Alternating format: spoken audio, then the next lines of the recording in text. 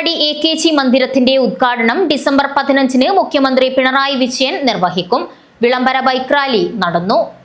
Kolavayal കാറ്റാടിയിൽ CPIM കാറ്റാടി first second ബ്രാഞ്ചുകൾക്കും ജനശക്തി കലാവേദിക്കും ഗ്രന്ഥാലയത്തിനും വേണ്ടി പണിത കാറ്റാടി AKG മന്ദിരത്തിന്റെ ഉദ്ഘാടനം ഡിസംബർ 15-ന് വൈകിട്ട് 3:30-ന് മുഖ്യമന്ത്രി പിണറായി വിജയൻ നിർവഹിക്കും.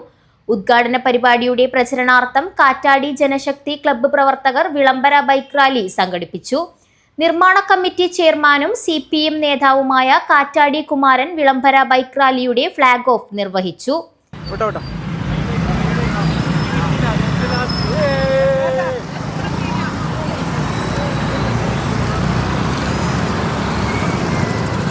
കുട്ടികളും വനിതകളും യുവാക്കളും അടങ്ങിയ നൂറുകണക്കിന് പ്രവർത്തകർ വിളംബര ബൈക്ക് റാലിയിൽ അണിനിരന്നു.